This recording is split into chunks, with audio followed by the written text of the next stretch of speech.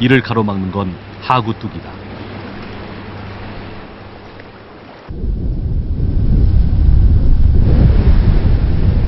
금강 하구뚝은 농업용수와 공업용수를 공급하고 주변 지역의 홍수를 조절하기 위해 1990년에 건립됐다.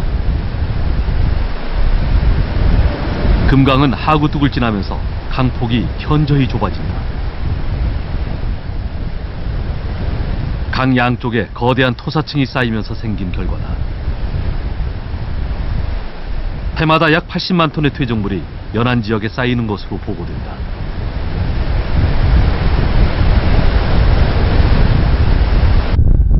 장항과 군산을 오가던 유람선을 운행하던 선착장은 3년 전에 폐쇄됐다. 선착장 앞까지 쌓인 퇴적물로 인해 더 이상 배를 댈 수 없는 상황이다.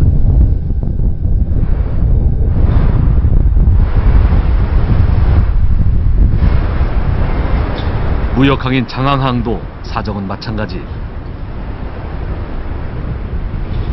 밀려든 토사로 기능이 점점 상실돼 현재는 임시 구조물을 설치해 항구로 대신 사용하고 있다.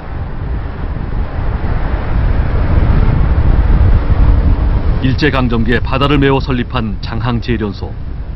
바로 앞이 바다였지만 지금은 거대한 육지가 되었다.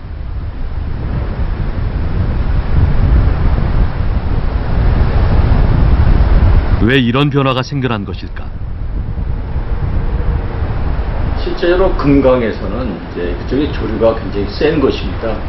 바다에서 밀물 때 많은 경우에는 한 약 30km까지 조류를 따라서 쭉 바닷물이 올라갔다가 다시 또 썸을 때 흘러내려오게 돼 있죠.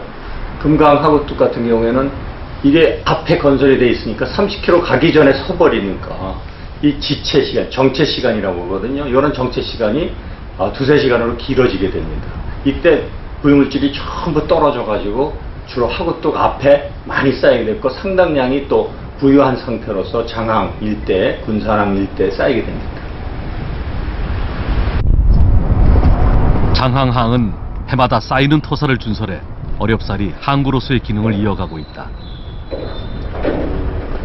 지난해 준설 비용으로 쓴 돈만 196억 원이다.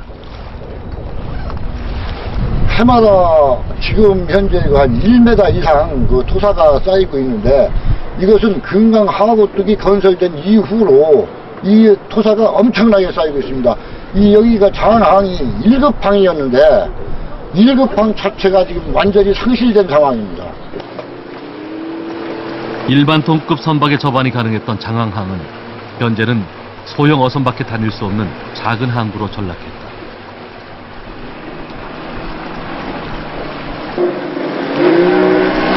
문제는 여기서 그치지 않는다. 옛날에는 여기서 각종 어구가 진짜 민원에, 농원에, 광원에, 꽃게가, 도미 같은 것이 왔는데 지금은 어떻게 생긴 구경을 할 수가 없어요. 여기는 이제 들어들 않는 거예요. 물이 썩고 그 뻘이 죽었기 때문에. 하구뚝으로 인해 쌓인 퇴적물은 얼핏 보면 일반 갯벌과 비슷해 보인다. 하지만 자세히 들여다보면 그 흔한 개구멍 하나 보이지 않는다. 쌓인 뻘의 깊이가 무려 16m. 흙이 숨을 쉴 수 없는 죽음의 땅인 것이다. 금강 하구에 쌓인 토사는 이곳만 황폐화시킨 것이 아니다. 바다에까지 그 여파가 미친다.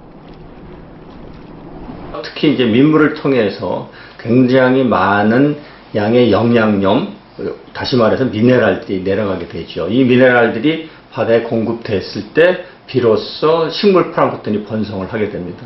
그러니까 식물 플랑크톤이 번성이 되니까 먹이원이 처음에 나타나는 것이 바로 담수의 유입입니다. 담수의 유입에서 미네랄에서 결정이 되는데 이렇게 됐던 것이 전 연안어정에 퍼져가지고 결국 연안어정을 살찌게 만듭니다.